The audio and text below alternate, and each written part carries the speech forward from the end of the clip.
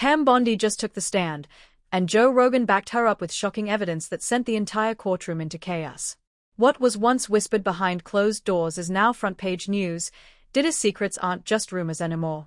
With cameras rolling and jaws dropping, everything changed in a matter of minutes.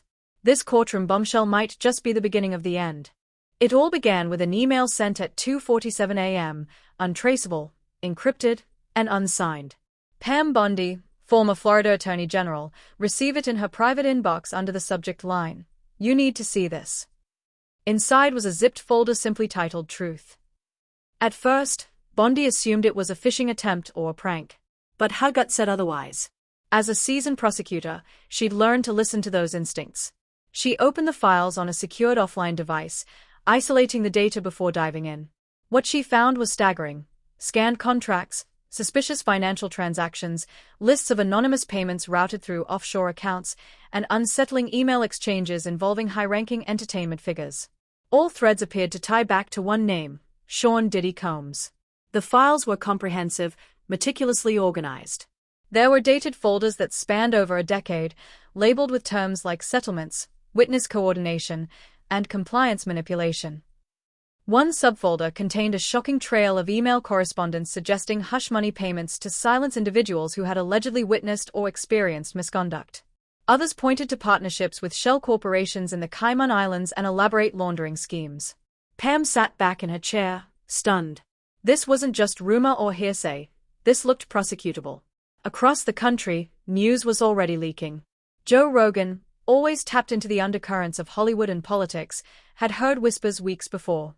He addressed the situation cryptically on the Joe Rogan Experience, saying, "There's something huge about to drop involving a very well-known figure. When it breaks, it's gonna make Weinstein look like child's play." His guest, a well-known investigative journalist, raised an eyebrow.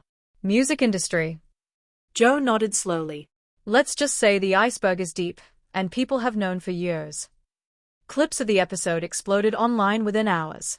Reddit threads lit up. Twitter, or X, as it had been rebranded, was in meltdown. The name Diddy trended for 36 hours straight. Conspiracy theorists, whistleblowers, and curious influencers all speculated on what might be coming. Within 24 hours of Rogan's podcast going viral, Bondi was flooded with calls. Some were congratulatory. Others were panicked. A few were threatening. She ignored them all. Instead, she quietly assembled a small team of trusted forensic analysts to comb through the leaked files and confirm their authenticity. Using metadata, blockchain signatures, and embedded timestamps, her team was able to validate large portions of the documents. What shocked them the most wasn't just the contents, but who else had access. The chain of communications revealed multiple industry figures, agents, and lawyers who had known and done nothing. It wasn't just Diddy under the microscope, it was a systemic rut. Pam knew she couldn't keep this internal for long. Meanwhile, major news outlets began circling. TMZ reported that a former federal official had received documents linking Diddy to criminal enterprise. CNN, MSNBC, and even Fox News began speculating. Back channels buzzed in legal communities. Was Bondi making a comeback? Was Rogan bluffing? Would this go to trial? In a bold move, Bondi contacted a federal judge directly, requesting an emergency closed-door meeting. She didn't name names, yet. But she handed over a heavily redacted summary of the files and suggested that, should the evidence hold up, it could lead to a landmark case. The judge agreed to review it. That evening, Joe Rogan received his own encrypted email. It contained 5 audio recordings. They were damning, snippets of conversations with voices that sounded eerily like Diddy, his inner circle, and one recognizable music mogul. The discussions referenced cleaning up loose ends, making sure NDAs are airtight, and squashing that Miami situation before it leaks. Rogan stared at his producer. "This is real," he said flatly. "They're gonna come for us." The producer just nodded.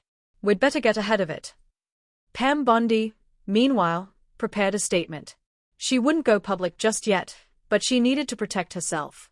She made 3 encrypted backups of the files, stored them with 3 different attorneys in 3 different states, and left behind a sealed affidavit outlining her chain of custody.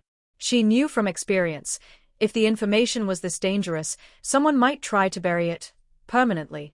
The media storm crested when an independent investigative platform, the Ledger Wire, claimed to have obtained a copy of the leaked files. They didn't publish them in full, but shared screenshots of payment ledgers and redacted memos.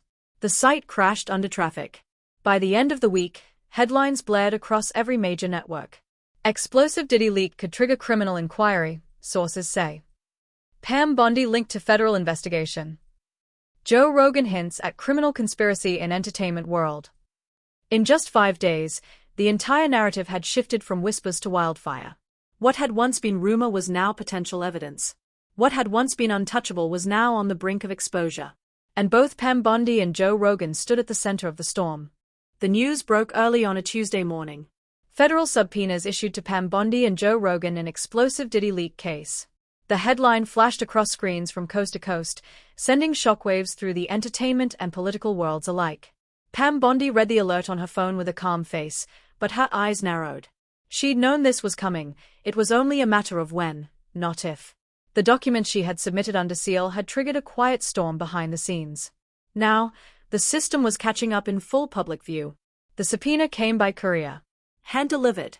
Federal seal. Signature required. Rogan got his during the final 5 minutes of his morning MMA training. His trainer looked at the suited individual waiting near the gym door. "You in trouble?" he asked casually, wiping sweat from his brow. Joe smirked. "Looks like I just became a witness in the biggest celebrity trial of the decade." Within hours, the internet imploded again. #Pam Bondi testifies and #Rogan subpoena trended simultaneously on every major platform. News segments ran live countdowns to the expected court date. Paparazzi camped outside both Rogan's studio and Bondi's Florida residence. Commentators speculated about what evidence they might reveal and whether this was truly the beginning of the end for Diddy. Meanwhile, Diddy's legal team sprang into damage control mode. Their strategy was aggressive: deny, deflect, and suppress. They filed an immediate motion to dismiss any material introduced by Bondi, arguing that the files were illegally obtained and constituted a breach of privacy and due process. A press statement followed just an hour later. "Mr. Combs has never participated in any unlawful activity. Any allegations made in connection to so-called leaked files are false, defamatory, and being addressed through the appropriate legal channels. We urge the public not to rush to judgment based on unverified information." But behind the scenes, sources said Diddy was furious.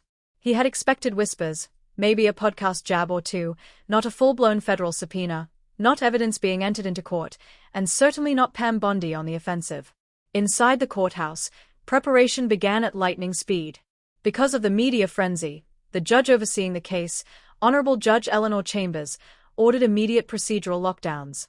She closed portions of the initial hearings to the public and restricted access to court filings, citing exceptional security concerns and potential witness intimidation. Courtroom security was doubled, then tripled. Every spectator, journalist, and attorney entering the building was subjected to multiple ID checks and metal detectors. Even the juror selection process, which hadn't officially begun, was discussed in private chambers to prevent leaks. Federal agents were reportedly assigned to both Bondi and Rogan as a precaution. "Just until the first hearing is done," one agent told Bondi's assistant.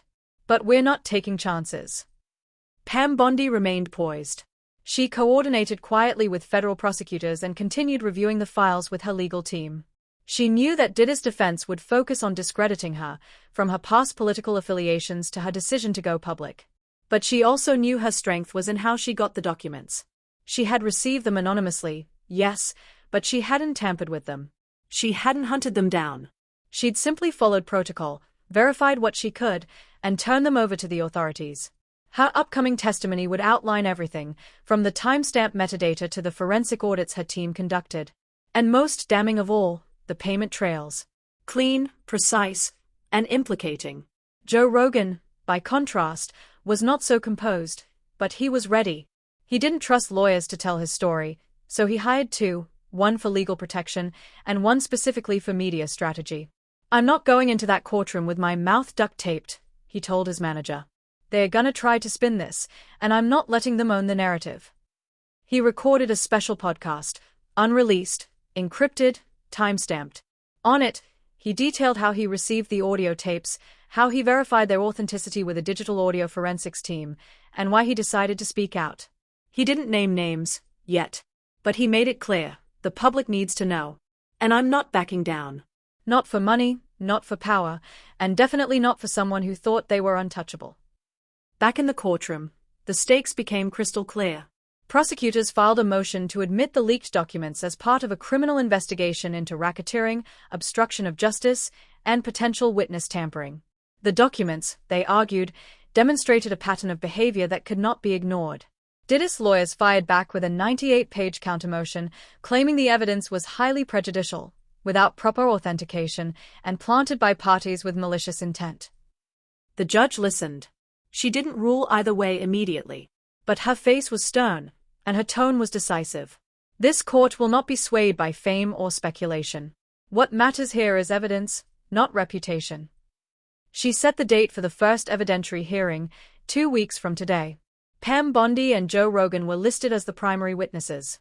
As the courthouse emptied that evening, protesters and supporters gathered outside. Some waved signs reading "Justice for Victims," while others shouted "Free Diddy" into bullhorns. The atmosphere was volatile, unpredictable, like the calm before a storm. Pam Bondi watched it all from a window above the entrance. She didn't smile. She didn't speak. She just nodded once, slowly. "It's starting," she said to herself. Joe Rogan, speaking to reporters outside his podcast studio that same night, put it more bluntly. "They can't unring this bell. Whatever happens next, it's already out there." The courtroom was silent when Pam Bondi stepped through the double doors. Reporters had already begun referring to this as the trial of the decade. Despite Judge Chambers' order limiting press access and enforcing strict decorum, the public's obsession with the case had only intensified. Pam, wearing a plain navy suit with her blonde hair pulled back, moved with deliberate calm. She carried no notes, only a single USB drive enclosed in a sealed envelope. As she took her seat at the witness stand, every phone was already off. No cameras. No recordings. But everyone present knew the world would be dissecting her every word the moment court adjourned. The prosecution opened with formalities, asking her to confirm her identity, role, and prior government service. Pam answered clearly and concisely. Her voice was calm but assertive. "Ms. Bondi," the lead prosecutor said, stepping forward. "Let's begin with how you came into possession of the files now under examination." "I received an anonymous email," she replied. "Encrypted." It included a folder of documents, digital files, containing evidence of potentially unlawful activity involving Mr. Combs and associated entities. She paused just long enough to let the name land. "And what did you do with those files?" "I verified their metadata. I engaged a small team of digital forensic specialists. We confirmed the timestamps, email headers, account links, and corresponding financial transactions using publicly accessible registries and blockchain ledgers. Once authenticated, I submitted the material under seal to this court." The defense stood quickly. "Objection.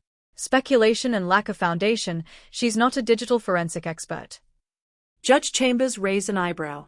She stated she hired one. Objection overruled. Continue. The prosecutor nodded and advanced the slides on the courtroom monitor. Page after page of digital documents were displayed: bank transfers from shell companies in Panama and Cyprus, payment logs listing 5-figure amounts described only as services, and redacted emails that hinted at internal cover-ups, all routed through Combs Enterprises and affiliated accounts. "Ms. Bondi," the prosecutor continued, "in your expert opinion as a former attorney general, do these documents suggest patterns consistent with organized misconduct?" "Yes," Pam said without hesitation. "They show clear attempts to obscure payments, to intimidate parties who attempted to go public, and to financially reward silence." A murmur rose in the courtroom. Judge Chambers banged her gavel. "Order." Next came the real bombshell. Pam was asked to read aloud excerpts from a specific email chain between 2 unnamed executives. The messages discussed a 2016 incident involving a female artist allegedly threatened with career-ending consequences after attempting to break her NDA. I quote, Pam read, "Make sure she understands what she's risking. We've already taken care of Miami and Vegas. This one needs to stay buried." Gasps filled the room. The judge didn't stop them this time. The defense launched into action. "Ms. Bondi," Diddy's lead counsel snapped, "do you have any evidence that these individuals were acting on Mr. Combs' direct instruction?" Pam met his gaze, unblinking. The funds came from accounts tied directly to his business holdings. Emails were exchanged through his company servers. At minimum, he benefited from the silencing. The lawyer smirked. "So you don't actually have a recording, a signature, a direct quote?" Pam cut him off. "I have the trail. If you want a confession, you're welcome to question him yourself. That sent a ripple through the gallery. The defense persisted, hammering away with questions meant to discredit her. Isn't it true, they asked, that you've been politically opposed to Mr. Combs in the past? No, Pam said. He's a music mogul. I was a public prosecutor. Did you leak the documents to the press? No. I submitted them to federal court and observed the chain of custody. Are you doing this for publicity? A career revival? Pam's lips tightened. No. I'm doing it because justice isn't supposed to bend to fame. As the defense ran out of steam, the prosecutor asked one final question. Ms. Bondi, do you believe there are more victims? She hesitated for the first time. Yes, she said at last. From what I've reviewed, this wasn't an isolated incident. There are others. Some silenced. Some paid. Some just erased. A chilling quiet swept the room. Judge Chambers called a recess. Pam stepped down from the stand, escorted by 2 security officers as the judge exited through her chamber doors. Reporters didn't dare shout questions. Even the defense lawyers stood back, regrouping behind closed doors. Outside, the media pounced the second the courthouse doors opened. Crowds shouted Pam's name, microphones were thrust forward, and camera shutters clattered like machine gun fire. Her face appeared live on nearly every major network within minutes. She didn't flinch, one anchor said during a panel. That was calculated. Controlled. This isn't some PR stunt, Bondi's out for justice. On social media, the response was swift and overwhelming. Pam Bondi just burned the house down. That courtroom was nuclear. If even half of what she said is true, Diddy's empire is about to collapse. This is going to get darker before it gets better. That evening, Diddy posted a photo to Instagram, him standing alone in a dimly lit hallway, captioned, "Let them talk. I'm still here." Comments were limited. Pam didn't respond. She didn't need to. Her testimony had already done the talking. The courtroom atmosphere was different the next morning. Yesterday's tension had been thick and judicially stiff, formal, predictable. But today, as Joe Rogan walked in wearing a dark, fitted suit and his signature no-nonsense scowl, the air shifted. There was a new energy. No one knew what Rogan would say. More importantly, no one knew how far he'd go. He adjusted the collar of his jacket as he stepped up to the witness stand, eyes sweeping over the packed room before sitting. His hands were clasped, but his posture didn't waver. Judge Chambers gave a brief nod before the prosecutor approached. "Mr. Rogan, thank you for appearing today. Could you please state your full name and occupation for the court?" Joseph James Rogan. I'm a podcast host, comedian, and media commentator. I also own and operate my own production company, including the Joe Rogan Experience. And do you recall making statements on your show regarding this case? Yeah, Joe said, voice low but steady. I said something big was coming. Something that would shake the entertainment industry. I stand by that. The prosecutor wasted no time. Mr. Rogan, can you describe how you became aware of the leaked files involving Mr. Combs? Joe leaned forward. I got an anonymous drop, just like Ms. Bondi. Mine wasn't a full file system though, it was audio. 5 files. Clean, high res. You could hear everything. The prosecutor pressed further. And you had them verified? Yes. I worked with an audio forensic specialist. We ran spectral analysis. Cross-referenced known voice signatures. We didn't release them immediately because I didn't want to get sued, or worse. But what I heard, I couldn't ignore it. He looked over at Diddy, who kept his gaze fixed straight ahead. The courtroom went still as the prosecutor pulled up an evidence exhibit and motioned to the clerk. Your Honor, with the court's permission, would like to play a brief segment of the audio provided by Mr. Rogan. Judge Chambers paused. Is this audio verified and admissible? The prosecutor nodded. Yes, Your Honor.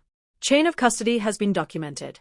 Metadata confirms the files were created in 2021, and analysis supports authenticity. Chambers gave a curt nod. Proceed. A faint click echoed as the speakers came to life. The room fell into complete silence.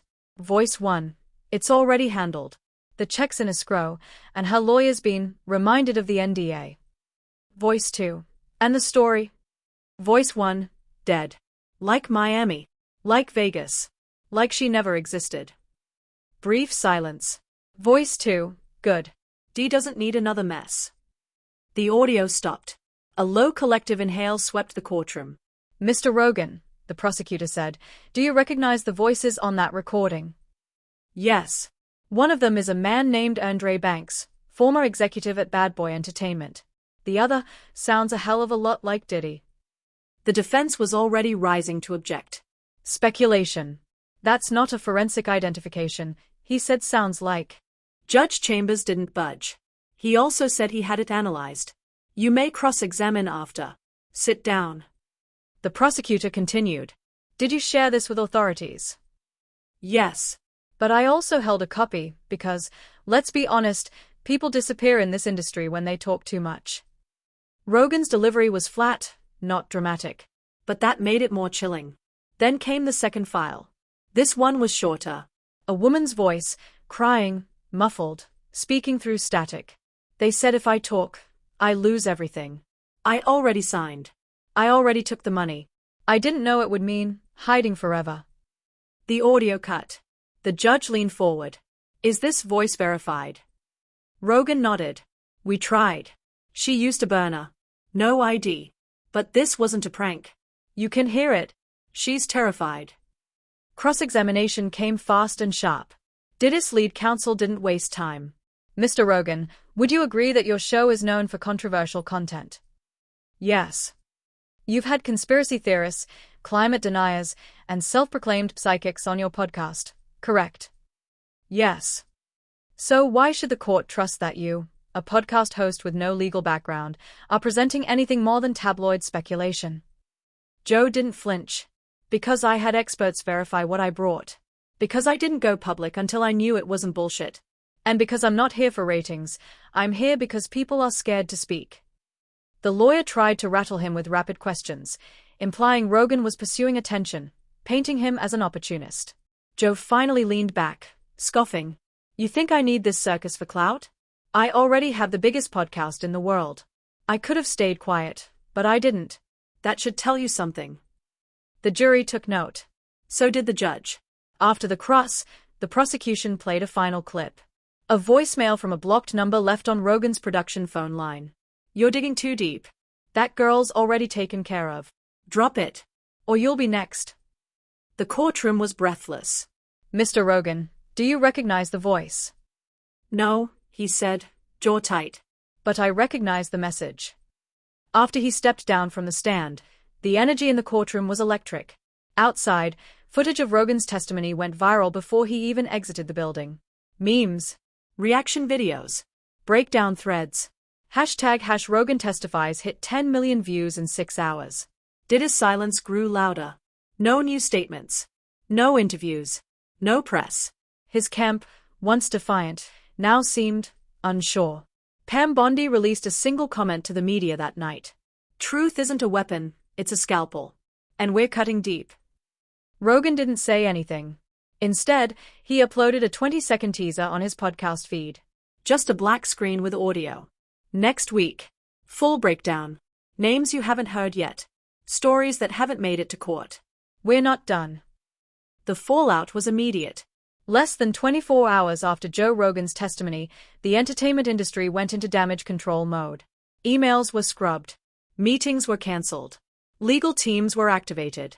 What had once been rumored in whispers had now been played aloud in a federal courtroom, and everyone who had ever shared a table with Diddy suddenly began distancing themselves. The first domino fell when Capella Music Group, one of Diddy's longtime distribution partners, quietly removed his name from all digital press releases and backdated several webpage revisions. Screenshots began circulating online. A side-by-side comparison showed his name erased from their featured legacy artists section, gone, like it had never been there. The second domino came hours later. Ciroc, the premium vodka brand that had once built its entire urban market strategy around Diddy's image, issued a bland statement. At this time, we are reviewing our partnership with Mr. Combs in light of recent legal developments. Behind the scenes, marketing agencies were shredding ad scripts and scrubbing timelines. But the public noticed. Reddit users tracked which brands dropped Diddy and created a live-updating spreadsheet called Diddy Fallout Tracker. Twitter users started the #silentexits to shame celebrities who were backing away without commenting on the case. Then came the first bombshell defection. Cardi B, who had collaborated with Diddy on multiple occasions, took to Instagram Live. I ain't gonna lie, y'all. I saw that courtroom clip. I'm not trying to be mixed up in all that. I don't know what's true or not, but some things don't sit right with me. She didn't say his name directly, but everyone understood. It was the first public crack from inside the circle.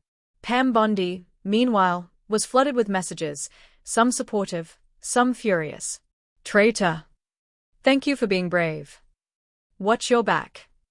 You'll be famous after this. Enjoy it while you can. Her assistant filtered hundreds of emails, and Homeland Security even intercepted a potential threat mailed anonymously to her Florida address. She was advised to change her routine, limit travel, and, for now, avoid attending any live interviews. Bondi declined all media requests. Instead, she issued one written statement. I didn't do this for popularity. I did it because someone needed to speak when everyone else stayed quiet. Joe Rogan, however, was far less reserved. He recorded a special episode of the Joe Rogan Experience the very next day. No guests. No ads. Just him and a camera. The title? This is what they didn't want you to hear. He recapped his testimony in his signature direct style, no filters, no edits.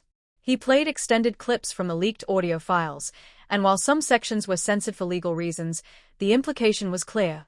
Rogan believed Diddy had orchestrated, or at least benefited from, a long-term pattern of intimidation and cover-ups. People asked me why I didn't just drop this and walk away, he said. Because I've had friends, people you know, tell me in confidence they were scared. Not of the law. Not of losing jobs. Of what might happen to them if they told the truth. Within 2 hours, the episode had 10 million views. Within 5, Spotify briefly crashed. Behind closed doors, Hollywood agents scrambled. One manager, who remained anonymous, told Variety off record. Nobody wants their client next to this story. Not even in the same hemisphere. There are talks of pulling out of collaborations, canceling cameos, even freezing existing deals. It's toxic. Radioactive. Record labels re-evaluated upcoming releases. Festival lineups were quietly revised. Even Diddy's former protégé, who owed her breakout to him, reportedly turned down a tribute appearance at an upcoming awards show. She cited scheduling conflicts. Everyone was watching. And no one wanted to be the last one standing beside him when the hammer dropped. Pam Bondi received word from a federal contact. 3 more individuals had come forward since her testimony, 2 former employees and 1 former artist. All requested whistleblower protections. I knew it would happen, she told her chief of staff. People just needed the first crack in the wall. Now they see it's possible. Meanwhile, Diddy's silence spoke volumes. His Instagram feed went dark. His lawyers released a terse message. Mr. Combs will not dignify these accusations with a public response. He remains focused on clearing his name through the appropriate legal channels. But the silence wasn't control, it was containment. Sources close to the court revealed that a new motion had been filed requesting to suppress further recordings, citing irreparable reputational harm and trial by media. The judge had not yet ruled. The music world grew tenser by the hour. Spotify and Apple Music faced growing pressure to comment. Fans debated whether streaming platforms should limit Diddy's catalog. Activists called for accountability. Analysts speculated whether this would mark the beginning of the end for legacy immunity in the entertainment industry. A single tweet summed up the mood perfectly. This isn't just about Diddy anymore. It's about how many people knew, how many stayed quiet, and who's next. Joe Rogan's team leaked a teaser clip of an upcoming guest interview with a former insider. The blurred silhouette of a woman was visible in the background. The caption read, "She knew everything. And now, she's talking." Pam Bondi, watching from her secure hotel suite, simply muttered to herself, "It's unraveling." The 6th day of testimony was supposed to be procedural. By 9 a.m., Judge Chambers had called for both legal teams to prepare for cross-examinations of Bondi and Rogan, along with a review of the admissibility of the leaked files. No surprises. No drama. But that illusion shattered within the first 15 minutes of proceedings. The courtroom was packed. Again. Press credentials were more tightly controlled. Extra federal marshals flanked the gallery. Whispers of threats, public outrage, and potential jury intimidation had made their way through back channels. It was a powder keg, and everyone could feel the tension. Pam Bondi was the first to be recalled for cross. Diddy's lead counsel, Martin Calloway, A man known for defending billionaires and silencing scandals, adjusted his cufflinks, stood slowly, and walked toward the stand with smug precision. "Ms. Bondi," he began, "you testified that you verified these documents with a team of digital analysts. Do you have their names and credentials for the court?" "Yes," Pam replied confidently. "They've been submitted under seal for their protection. So the court can't verify them independently." "No," she shot back. "The court can. You can't." Murmurs broke out. The judge rapped her gavel. "Order." Calloway paced, eyes narrowed. "Let's be honest. You're a former attorney general, not an IT expert. Isn't it possible that these documents were fabricated? Or worse, planted?" "No," Pam replied firmly. "I've been in law enforcement for 25 years. I know real evidence when I see it. And more importantly, so does the forensic analysis." Calloway tried to corner her with technicalities, metadata irregularities, file transfer gaps, even suggesting political motivations for her testimony. But Bondi remained composed. She wasn't just defending herself, she was defending the entire framework of the case. Then, in a move no one anticipated, Calloway pulled out a stack of printed emails. "I'd like to introduce these as Exhibit F, emails exchanged between Ms. Bondi and Joe Rogan prior to the release of the leaked audio. It appears they coordinated the timing of their public statements." The prosecutor objected immediately. "Relevance? These emails aren't part of discovery." Judge Chambers frowned. "Mr. Calloway, how did you obtain these?" Calloway replied smugly. "They were sent by an anonymous source. We believe they are critical to establishing bias and possible collusion." A gasp rippled through the gallery. Pam's face didn't change. She already knew what this was, a distraction. And a desperate one. "I've never colluded with Mr. Rogan," she said clearly. "Yes, I told him I was submitting evidence. I didn't tell him what it was. I've never told anyone what was in the sealed files until this trial." The judge reviewed the emails briefly, then looked back at the defense. "They show basic contact, not coordination. You're reaching. Move on." Next came Joe Rogan's cross-examination. Unlike Bondi, he didn't appear calm. He looked ready for war. Calloway didn't hold back. "Mr. Rogan, let's talk about your podcast. You profit from controversy. Would you agree?" "I profit from truth," Rogan said flatly. "You've promoted conspiracy theories in the past." "Yeah. And I've also exposed real ones. You have a financial incentive to inflate your involvement in this case, don't you?" Joe leaned forward. "Buddy, I lose more money fighting this than staying silent. Spotify asked me to sit this out. I said no." "So go ahead and talk motive. Mine is not cash." Then Calloway struck again. "We've just received this," he said, holding up a printed transcript. "It's a preliminary draft of your podcast episode from last night. In it, your guest claims, without evidence, that Diddy was involved in the disappearance of a former artist. You aired that after court hours." The courtroom erupted in whispers. Joe's jaw tightened. "That interview hasn't aired." "It was recorded, yes. But it's been held from release. I'm aware of the implications. And that story wasn't mine, it was hers." The judge frowned. "Is this true?" "Yes, Your Honor. The episode was never published." "Then this is hearsay," she ruled. "Not admissible. Continue, Mr. Calloway." But the damage was done. Headlines were already being drafted. And then, the surprise witness. The prosecution requested a recess but returned with a new figure, someone they said had just come forward within the last 24 hours. The defense objected, but Judge Chambers allowed it, stating, "If it's relevant and credible, we'll hear it." The doors opened. A woman stepped in, mid-30s, professionally dressed, visibly nervous. Her name was Melanie Rains, a former executive assistant at Combs Enterprises. She had worked there for 6 years before resigning in 2022 under what she called undue pressure. Her testimony stunned the court. "I was told to erase files, shred contracts, and direct calls to non-existent departments. I managed NDAs. I organized payments. I sent cash to untraceable accounts. I was told never to ask questions, and to never, under any circumstance, use Diddy's name in documentation." "And yes," she said, choking up slightly, "I saw the woman in the Miami file. I saw her cry in the hallway after a closed-door meeting. She was gone the next day." She named dates, times, department heads, flight logs, courier services. The courtroom was silent. Chaos erupted in the gallery.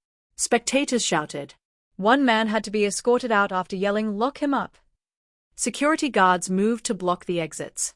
Reporters dashed for the door to be the first to file the story. Judge Chambers slammed her gavel repeatedly. Order! One more outburst and I clear this room. The tension was explosive. Pam Bondi folded her hands. Joe Rogan stared straight ahead. Melanie Rains sat back, breathing heavily, as if she'd just shed a decade's worth of fear. That evening, Diddy's team issued their first public rebuttal in days. Today's proceedings were a circus, not a trial. Mr. Combs will continue to fight these baseless accusations and awaits his opportunity to present the truth. But no one was listening anymore. The media was already running with the quote of the day. I was told never to ask questions. Just clean it up. The courtroom was at capacity, again. People were lining up as early as 5 a.m., hoping to catch even a glimpse of what would unfold next. Inside, every seat was filled. The prosecution had given one word to the media the night before: video. And that was all it took. Rumors ran wild. Was it surveillance? A confession? Something darker? Even the court officers wore a different energy. Everyone felt it. This wasn't going to be just another day in court. This was the day things broke open. Judge Chambers entered promptly at 9 a.m., her face more stern than usual.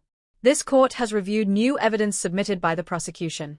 The material includes video footage allegedly tied to Mr. Combs. I have ruled it admissible under the Federal Rules of Evidence, Section 403. She turned to the gallery. There will be no outbursts. If you disrupt proceedings, you will be removed. Understood. A collective breath was held. Then the prosecutor stepped forward. Your Honor, we now present Prosecution Exhibit 28A, footage recovered from a secured cloud drive linked to a former Combs Enterprises employee. We believe this footage documents a hush money exchange and corroborates earlier testimony. The lights dimmed. A screen lowered. And the room went dead silent. The footage began grainy, security cam style. Dated March 18, 2021. A black SUV pulled into a private garage beneath an upscale office building in Los Angeles. Timestamp: 11:04 p.m. From the passenger seat stepped a man resembling Diddy, baseball cap, sunglasses, loose-fitting hoodie. He looked around and moved quickly toward a stairwell entrance. Another man followed behind him, carrying a silver briefcase. Cut. Next angle, a hallway. The man with the briefcase hands it to a woman, her face blurred for her protection. She hesitates, clearly distressed. She says something inaudible.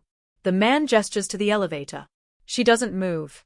Then, the man resembling Diddy steps in, pulls her close, and whispers into her ear. Her body stiffens. She takes the case. She walks away. End of clip. Judge Chambers didn't speak. The gallery didn't move. The prosecutor pressed play again. Clip 2. A phone camera recording, much clearer. Dated April 2, 2021. This time, it's audio first. Don't say a word to anyone. Not even your lawyer. This is off the books, just like Miami. I didn't sign anything. You don't need to. You took the money. That is the contract. The screen fades to black.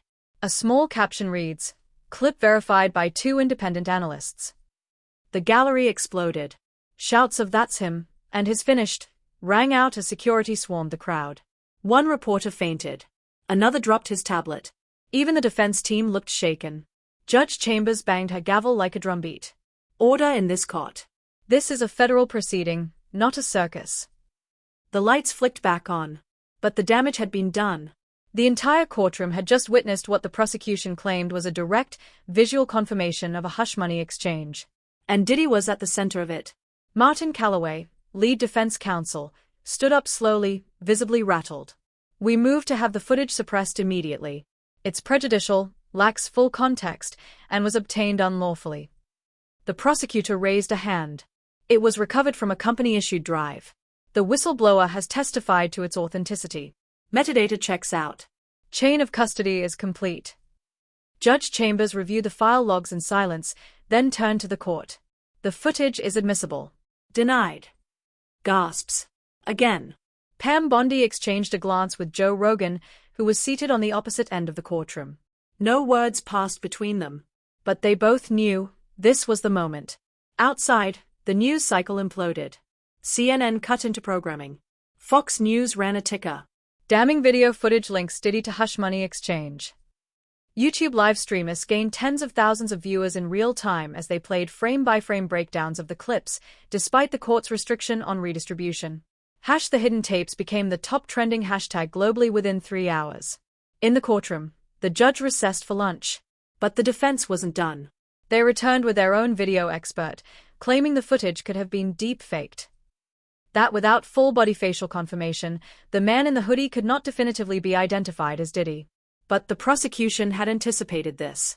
They played a slowed-down zoom from the first clip. At timestamp 11 hours 6 minutes and 13 seconds, as the figure enters the stairwell, he pulls back his hoodie for a brief moment, just enough for the security camera to catch part of his face. The software ran a facial recognition overlay in real time. 98.4% match. The defense team looked gutted. Rogan's podcast released a teaser during the court break, 6 words in white on black. He said it was handled. Handled how? That clip alone received over 18 million views in 5 hours. Diddy, still stoic, still silent, watched from the defense table. But for the first time since the trial began, his hand visibly twitched. It was subtle, but the cameras caught it. Clenched jaw. Stiff shoulders. Blank stare. Even silence had its tells. As the day's proceedings wrapped, Judge Chambers issued a blunt statement. This court has heard compelling testimony and reviewed verified evidence of significant concern. We will reconvene tomorrow for summation of the arguments. A ruling on pre-trial motions will follow shortly thereafter. Everyone knew what that meant. The trial was heading toward criminal referral. Outside, crowds erupted into chants. No one is above the law. We believe the tapes. Shame on the silence. Pam Bondi left through the back exit under heavy protection. Joe Rogan released one final tweet that night. We're at the point of no return. And he was right. The hidden tapes had changed everything. It was a gray, overcast morning, the kind that feels symbolic. Cameras were already rolling when Judge Eleanor Chambers stepped back into the courtroom for what would be the most anticipated announcement of the year. The gallery was still hushed. No one dared look away. Pam Bondi sat near the front, her posture rigid, eyes locked forward. Joe Rogan, in his now familiar navy blazer, sat beside his legal team with arms crossed. The defense looked exhausted, their optimism worn to the bone after the hidden tapes dismantled their central narrative. Diddy sat at the defense table, motionless, his expression unreadable. No sunglasses today. Just a sharp black suit, perfectly tailored, for what could be his final public moment as a free man, or at least, an untarnished one. The bailiff stood. All rise. Judge Chambers took her seat and addressed the court. This court has spent the last week reviewing extensive evidence, including digital communications, financial documents, audio files, video surveillance footage, and sworn testimonies from multiple witnesses. The court also reviewed arguments from both prosecution and defense, including motions to suppress and discredit key evidence. She paused, letting her words settle. It is the court's finding that the evidence presented is credible, admissible, and overwhelmingly consistent with a pattern of coordinated concealment, financial coercion, and the deliberate silencing of potential witnesses. The gallery collectively held its breath. I am hereby referring this case for criminal investigation under federal jurisdiction, including but not limited to the charges of obstruction of justice, conspiracy to commit fraud, and unlawful hush payments with the intent to suppress criminal complaints. Gasps. Some applause before the judge raised her hand. Order. This is not a verdict. This is not a conviction. But it is a trigger, a legal gateway for federal prosecutors to open formal charges. Diddy didn't react. He stared at the bench, unmoving. His lead attorney, Martin Calloway, leaned in and whispered something. Diddy nodded once, just once, but didn't speak. Outside, the press went into overdrive. Breaking, judge refers Diddy case for criminal investigation. Within moments, legal analysts were dissecting every word. CNN brought on 2 former federal prosecutors. MSNBC ran side-by-side feeds of Rogan's podcast and courtroom footage. Social media went nuclear. On X, formerly Twitter, the hashtag #Diddy indictment was already trending before Diddy even left the building. Pam Bondi exited the courthouse through the front this time. Her security detail flanked her, but she didn't hide. Reporters swarmed. Ms. Bondi, do you feel vindicated? Was it worth it? Do you believe this will actually lead to a conviction? She stopped, turned, and faced them. I didn't come here for vengeance, she said clearly. I came here for truth. And today, the court agreed that the truth matters. Joe Rogan didn't speak to the press directly. Instead, he uploaded a podcast clip hours later. The system is waking up. And if this case teaches us anything, it's that powerful people aren't untouchable. They are just surrounded by silence. And once you break that silence, everything changes. He ended the clip with 5 words. There's more. Much more coming. In the days that followed, the aftershocks spread. Several of Diddy's corporate partnerships were formally terminated. Cyrock released a full statement dissolving their collaboration with immediate effect. A planned Netflix documentary on Diddy's career was pulled from the release calendar. Radio stations began quietly pulling his tracks from rotation. More importantly, new names began to surface. The woman from the Miami incident, the one referenced in the videotapes, was reportedly in talks with federal investigators. Her identity was still protected, but sources confirmed she had secured legal representation and was preparing a statement. 2 more former assistants reached out to Pam Bondi's legal team. Both claimed they had been offered cash and property in exchange for signing lifetime NDAs. A congressional subcommittee announced it would launch a formal review into hush payments in the entertainment industry. This case had become a movement. Diddy's legal team filed an appeal to delay federal proceedings, citing media bias and character assassination. The judge denied the motion. As the pressure mounted, Diddy himself finally broke his silence.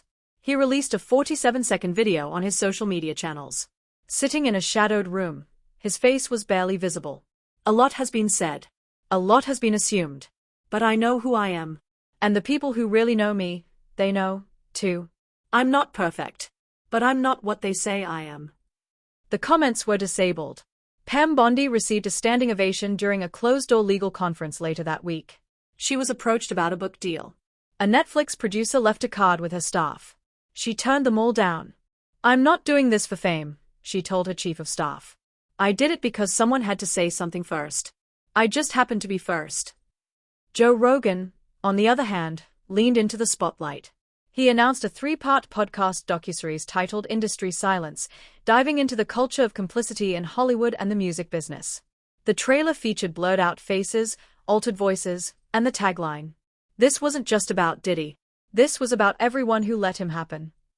The trailer went viral within minutes. Weeks later, a federal indictment was formally filed. The charges included obstruction, tampering, financial fraud, and unlawful coercion. The names of co-conspirators were redacted, but not for long. Insiders hinted at a list of over a dozen individuals tied to the cover-up. Executives, lawyers, managers, even a retired law enforcement official. The real storm was only beginning. The trial that started with a mysterious folder, an encrypted email, and a reluctant podcast host had become a national reckoning. And in the center of it all stood Pam Bondi, unflinching. Final quote, closing shot. As the world buzzed, Pam sat in her office, finally alone. She looked down at the now famous USB stick, the one that started it all, and whispered, "The truth always finds the light." Then she dropped it into a locked drawer and closed it, for now.